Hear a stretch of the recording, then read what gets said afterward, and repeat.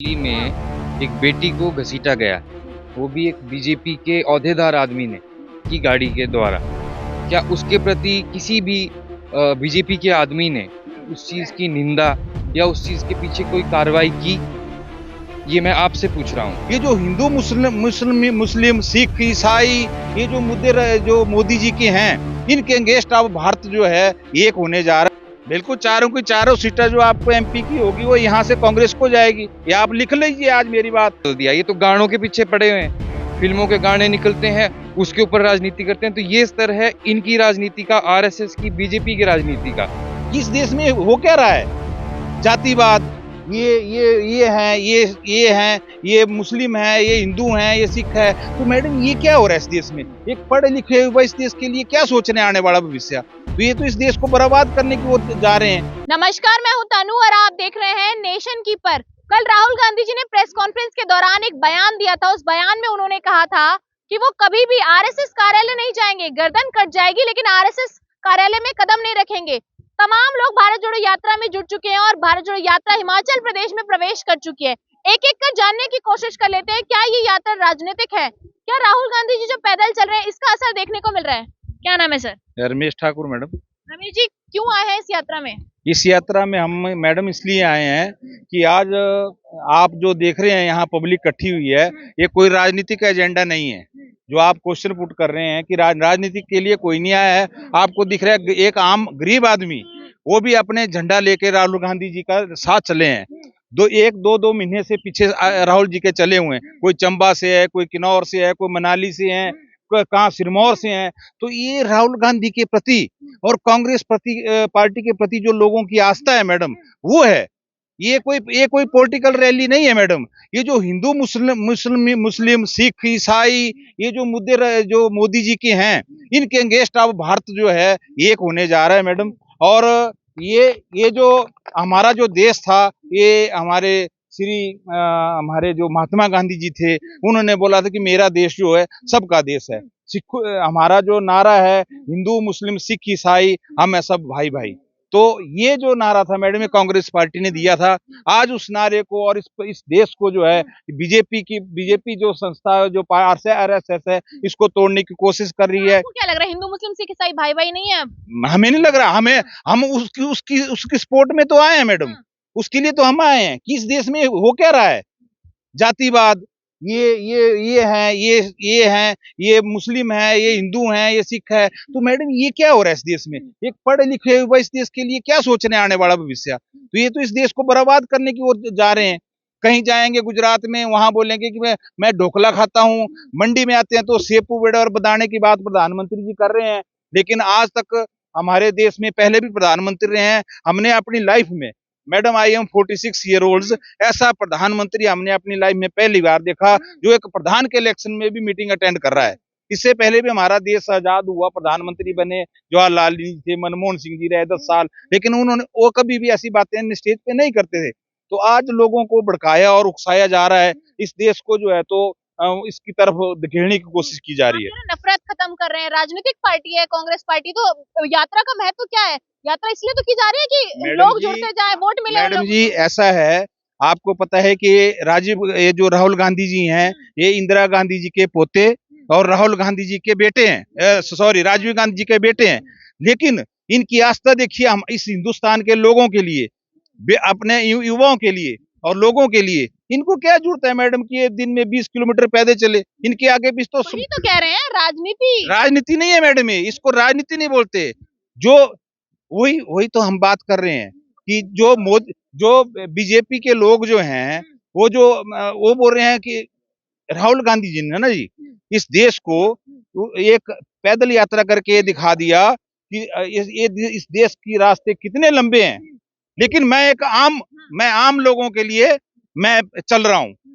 मैं मैडम हूँ, मेरे पास स्कॉर्पियो ड्राइवर है, लेकिन हम भी इसलिए आए हैं। हम भी नहीं चल सकते मैडम 20 किलोमीटर, लेकिन हम देख रहे हैं कि राहुल गांधी जी, जिनको जरूरत ही नहीं है पैदल चलने की, और इस देश के लोगों के लिए वो इतना अपना डेडिकेशन दे रहे हैं। हिमाचल में जो सरकार बदली 2024 में बदलेगी? सरकार ने हिमाचल में 2024 में मैडम जी बदलेगी।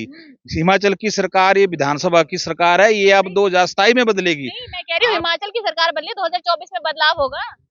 बिल्कुल होगा मैडम, बिल्कुल। चारों की चारों सीटें जो आपको एमपी की होगी वो यहाँ से कांग्रेस को जाएगी। ये आप लिख लीजिए आज मेरी बात और मेरा बयान नोट रखिए।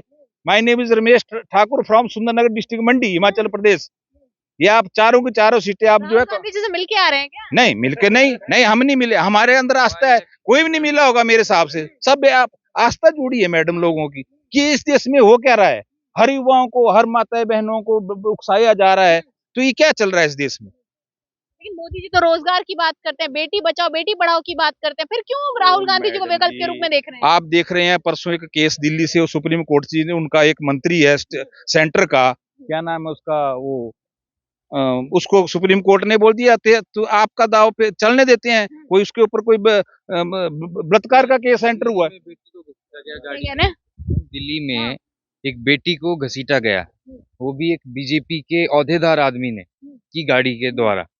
क्या उसके प्रति किसी भी बीजेपी के आदमी ने उस चीज की निंदा या उस चीज के पीछे कोई कार्रवाई की? ये मैं आपसे पूछ रहा हूँ।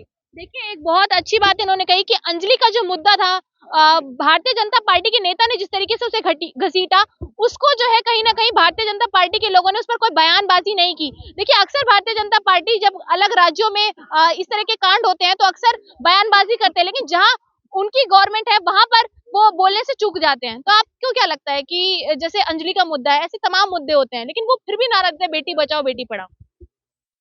मैम, ये सिर्फ और सिर्फ वही बात है, पब्लिसिटी स्टंट के जुमले हैं। जुमले हैं। जी। मुझे क्या लग रहा है, राहुल गांधी जी जो पैदल चल रहे हैं इसका असर कहीं देखने को मिलेगा?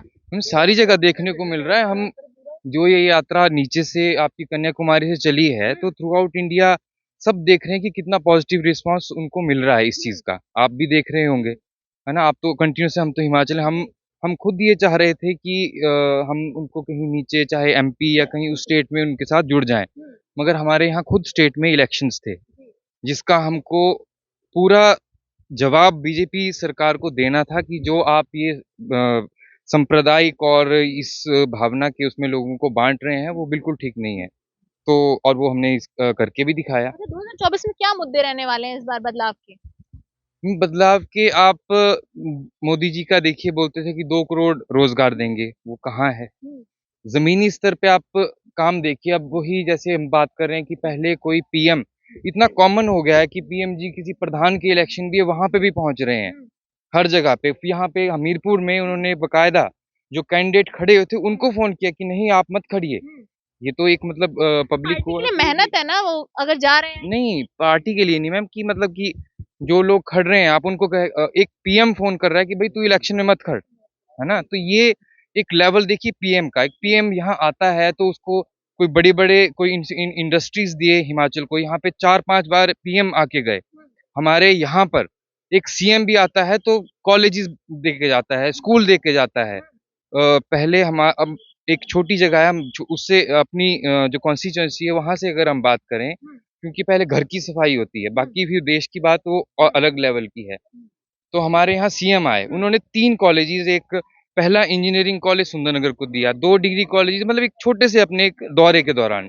पर पीएम 4-5 जगह पे स्टेट में आके जाते हैं और कुछ भी नहीं दे के जाते, और जुमले छोड़ के जाते हैं। यहाँ पे 5 साल जो हमारे पहले सीएम रहे, वो उनका ड्रीम प्रोजेक्ट था कि बल में एयरपोर्ट बने, मगर अब उसकी कोई ग्राउंड पे कोई बात नहीं है। लेकिन कहते हैं कि राहुल गांधी जी जिस तरीके से पैदल चल रहे हैं, ये सिर्फ राजनीति के लिए है, कांग्रेस नहीं पार्टी मैम, वोट के लिए कर रही है। देखिए इस वक्त यहाँ पे आप अपने आसपास देखिए, यहाँ हर कम्युनिटी के आपको लोग दिखेंगे। सिख खड़े हैं, मुस्लिम खड़े हैं, पंडित खड़े हैं, राजपूत खड़े हैं।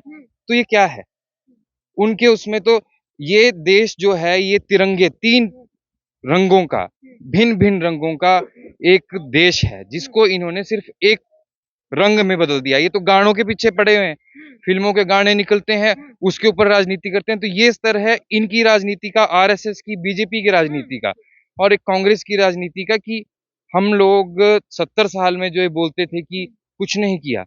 आप ये देखिए कि जो आज को अडानी, फॉर एग्जाम्पल मैं आपको ये भी बोलना चाहूंगा कि 2 दिन अभी कांग्रेस की सरकार बनी हुआ था यहाँ पर हिमाचल में, तो जो इनके पाले हुए जो अडानी ऐसे उन्होंने है, तो एसीसी सीमेंट फैक्ट्री, जिससे इतने लोगों का अंबुजा 2 दिन में बंद कर दीजिए। तो उससे आप ये देखिए कि कितना इन लोगों का वो है लोगों के प्रति कि इतने द्वेष द्वेष कह सकते हैं इसको, कि वो ये नहीं देख रहे कि किसी की एम्प्लॉयमेंट लोगों की, वो बोल रहे हैं रोजगार देंगे। तो आपने तो रोजगार छीना 40 साल से, 30-35 साल से, जो जिनकी रोजी रोटी उस कम इन 2 फैक्ट्रियां और एक इतनी बड़ी इंडस्ट्री आप देखिए। पानी लेके ना सारा ही बिल्कुल।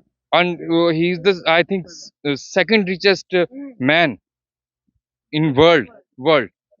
तो उनको तो कोई फर्क नहीं पड़ता, पर हम लोगों को फर्क पड़ता है। मोदी जी कहते हैं जो भारत का विकास है और जो भारत की छवि है वो बाहर बहुत विदेशों में डंका बज रहा है मेरे आने से। I have been to many nations. तो जब नोटबंदी हुई तो वो बोलते थे आर यू फ्रॉम इंडिया? वहां पे तो करेंसी की बहुत प्रॉब्लम है, लोग नहीं आते थे। और आते हैं तो जब ऐसे रॉइट्स देखते हैं यहाँ पर, तो उन पे क्या इंप्रेशन पड़ता है कि फिल्मों के पीछे और ऐसी चीजों के पीछे ये पॉलिटिक्स है। और राहुल गांधी जी और जो गांधी परिवार का एक जो छवि इंटरनेशनली है, इंदिरा गांधी जी को आप ले लीजिए, मनमोहन सिंह जी को ले लीजिए, जिनकी क्वालिफिकेशन कितने तगड़े इंस्टीट्यूट से हुई, हम लोग तो उसके बारे में सोच भी नहीं सकते। पूरा उनकी स्कॉलरशिप उनके नाम से बाहर फॉरेन में चलती है। और मोदी जी की तो आप सर्टिफिकेट्स देखिए, प्रिंटेड सर्टिफिकेट्स हैं, और भी उस जमाने के। आपको लगता है कि नेता जो होते हैं वो एजुकेटेड होने चाहिए? क्या जी? नेता जो होते हैं वो एजुकेटेड होने चाहिए, आप मानते हैं? बिल्कुल बिल्कुल होने चाहिए। Education and experience is very important in politics. नहीं, पढ़े भी होने चाहिए मैडम, ऐसा नहीं है, एजुकेशन इज भी कंपलसरी है, लेकिन साथ में कड़े भी होने चाहिए। ये नहीं कि हर बात को जुमलेबाजी में लोगों को बहका रहे हैं। देखो पिछला इलेक्शन देखिए आप मैडम, कांग्रेस अगर कुछ भी बोलेगी तो जुमला नहीं होगा। कांग्रेस ने जो बोला कर दिया। हमारे सुक्खू भाई ने, एक आम किसान घर का बेटा जो आज भी एक अल्टो में चलता है, जिसको राहुल गांधी जी ने एक सीएम बनाया हिमाचल का, उन्होंने कोई वो नहीं देखा, एक आम परिवार के आदमी को सीएम बनाया है मैडम। तो ये कांग्रेस पार्टी की सोच है, ये कांग्रेस पार्टी की विचारधारा है कि एक आम आदमी के बारे में सोचेगा और आज सीएम बने। हमने इलेक्शन में हमने 10 गारंटियां दी थी हिमाचल के लोगों को मैडम। तो हमने अभी पहली मीटिंग में ही ओपीएस का मुद्दा, ओल्ड पेंशन स्कीम का, सुखू जी ने करके दिखाया, बोल दिया उन्होंने। अभी 1500 रुपए हर महीने महिलाओं को दिया जा रहा है, उसकी भी मीटिंग मैडम कैबिनेट में हो चुकी है, तो सुखू जी दे रहे हैं। तो कांग्रेस झूठ नहीं बोलती मैडम। और भी हैं, जैसे मिल्क की बात हुई है या और कोई बातें, रोजगार की बातें हुई है मैडम, तो वो बोल रहे हैं कि ठीक है मैं करूंगा। केजरीवाल जी भी तो है, दिल्ली में एजुकेशन फैक्टर पे बहुत काम किया है। मैडम केजरीवाल जी का तो कोई मैं क्या बताऊं, मैं उनको भी जानता हूं, और उनके जो गुरुजी रहे हैं, जो आजकल इस दुनिया में शायद पता नहीं ऊपर हैं कि कहाँ हैं, गायब हैं, वो तो ऐसा बोलते हैं कि हम ऐसा कानून बनाएंगे कि कोई भी इस देश के अंदर कोई भी लोकतंत्र को अब खतरा नहीं है। लेकिन जब से मोदी जी यहाँ प्रधानमंत्री बने हैं, उसके बाद वो उनका नाम क्या है जो उनके गुरु थे, मैं अन्ना हजारे जी, बाबा रामदेव जी, है ना जी, भूखे मार के देश को चला रहे थे कि जब मोदी की गवर्नमेंट आएगी तो युवाओं बताइए डीजल पेट्रोल 35 रुपए मिलेगा आपको। एक बार मोदी जी को लाइए। आज वो बाबा रामदेव जी कहाँ गायब हैं, आपके अन्ना हजारे जी कहाँ गायब हैं? तो इस देश को गुमराह किया जा रहा है मैडम। स्मार्ट सिटी बनाएंगे, 100 स्मार्ट सिटी बना देंगे देश के अंदर, बुलेट ट्रेन चलेगी पूरी इंडिया में, है ना जी मैडम जी। आज जापान से कर्जा उठा के 2 लाख करोड़ रुपए का, तो उसका स्मार्ट सिटी का, इसका बुलेट ट्रेन का काम अहमदाबाद और गुजरात में मैडम शुरू हुआ है, कर्जा लेके ना जी। बहुत बहुत धन्यवाद जी, थैंक यू। देखिए हिमाचल प्रदेश में ही बता रहे, जैसी गवर्नमेंट बनी थी तो यहाँ से 2 कंपनीज बंद कर दी थी, अंबुजा सीमेंट और दूसरी कौन सी थी? एसीसी। ये बता रहे हैं कि जिस अंबानी और अडानी को कहते हैं कि वो देश में रोजगार पैदा करते हैं, उन्होंने यहाँ से 2 कंपनीज हटा ली। और ये लोग इसकी मुख्य वजह बता रहे हैं कि यहाँ पर कांग्रेस पार्टी की सरकार बनी थी। ये लोग चाहते हैं कि एजुकेशन मिले लोगों को, बेटियां पढ़े, बेटियां सुरक्षित रह सके। और अंजलि का जो मुद्दा है, जिससे भारतीय जनता पार्टी के बड़े बड़े कद्दावर नेता बोलने से बचते हैं, उन मुद्दों पर वो खुलकर बोल सके। तो ऐसी वीडियो के लिए बने रहिए मेरे साथ। मैं तनु, नेशन कीपर से।